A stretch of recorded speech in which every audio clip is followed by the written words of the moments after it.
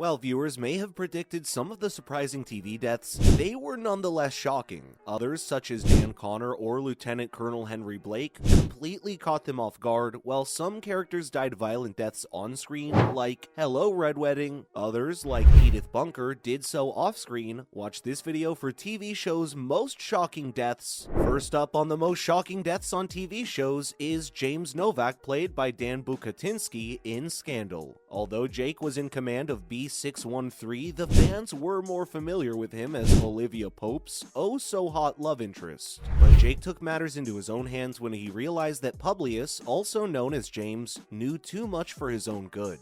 We would never be able to think of Jake as a cute love interest again after he shot and killed James, a reporter and an NSA employee, while trying to flee. The only living person was David Rosen, and Jake sat with James as he passed away in the street. Next is Raina James, played by Connie Britton in Nashville. With a new home on CMT, Nashville debuted its 5th season, and within weeks, viewers were treated to a significant shock. After escaping a stalker attack, Raina James was involved in an automobile accident not long after. She arrived at the hospital and appeared to be recovering, but she soon took a turn, and when she passed away, both Deacon and Nashville fans were crushed. Next is Omar Little, played by Michael K. Williams in The Wire. There were so many brutal deaths on The Wire, but this one is especially shocking because of its unsettling unpredictability. Omar, the god of war on Baltimore's rough streets for 5 seasons, was virtually unstoppable. Omar's death seemed inevitable given his job choice, but it was shocking and terrible to learn that it was not a gang member or police officer who shot him in the back of the head, but Kennard. Next is Derek Shepard, played by Patrick Dempsey in Grey's Anatomy. Fans eventually learned the truth after 2 weeks of Where is Derek and What Happened to Derek teases. McDreamy caused his own automobile accident after witnessing one and trying to help. He did, however, live.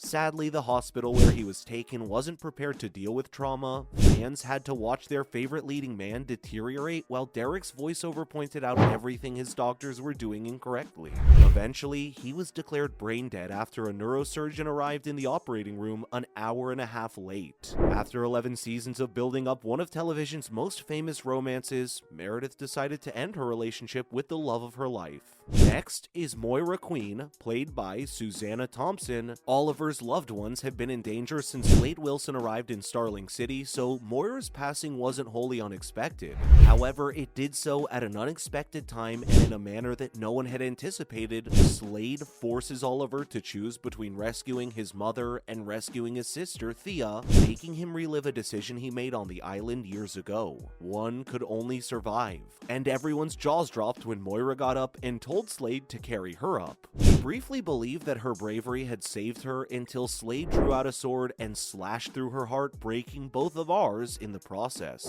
Next is Will Gardner, played by Josh Charles in The Good Wife. Josh Charles's character, Will Gardner, played the male lead in The Good Wife for 5 seasons. He was a well-known partner at the law firm where Alicia Florrick launched her legal career. And perhaps more significantly, he was the man she fell in love with despite wearing a wedding band. But in a scene that will undoubtedly go down as one of the most horrifying in television history, Will Gardner was attempting to assist Jeffrey Grant, a client who was visibly disturbed, when a courtroom cop's negligent handling of his firearm resulted in catastrophe. Gardner was shot in the neck during his client's frantic shootout and was taken to the hospital where he passed away. Next is Zoe Barnes, played by Kate Mara in House of Cards. The 2nd season of Netflix's political drama gets off to a splat rather than a bang. At this point in the series, the aspirational journalist Zoe was aware that the equally aspirational Frank Underwood, a lawmaker who had recently wiggled his way into the White House, was not someone she could trust. Even so, she agreed to meet him in a shady subway station. There, she pressed him for information about planning the murder of a different congressman and was pushed in front of a coming train as retaliation.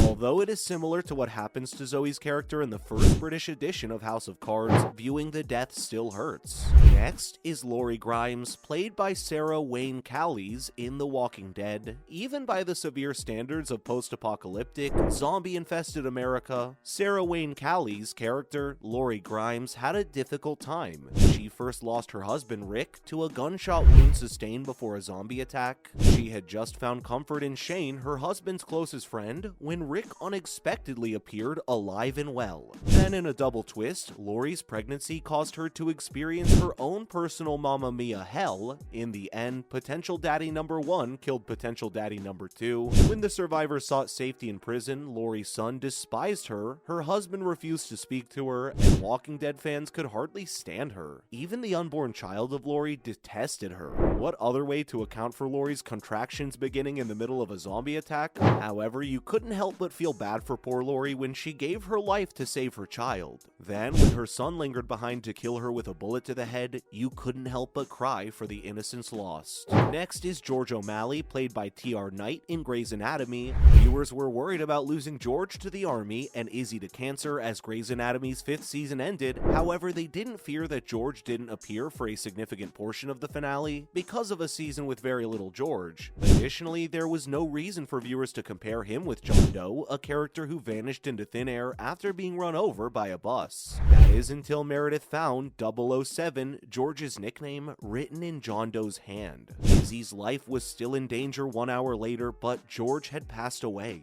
To say it was startling is an understatement, but fortunately, viewers saw him return in a heartbreaking dream scene in season 17. Knight explained to EW why he quit the program, citing a breakdown in communication with executive producer Shonda Rhimes and an incident where his co-star used homophobic slurs on him on the set. Next is Dale, played by Jeffrey DeMunn, and Shane, played by John Barenthal in The Walking Dead. An unspoken rule is that only one significant figure can be killed at a time. However, when has The Walking Dead given a damn about the law? First, a walker that Carl had foolishly spared killed a dogmatic decent man, Dale. In retrospect, Dale was destined for zombie-assassinated disembowelment because of his self-righteousness, a la Stanley Kramer. He was the survivor's last hope for human decency, therefore it was nevertheless a brave gesture. In the next episode, after Shane turns into a zombie, Rick is eventually compelled to execute Shane, but Carl's newly discovered firearm skills are required to complete the killing. At least the youngster realized his error.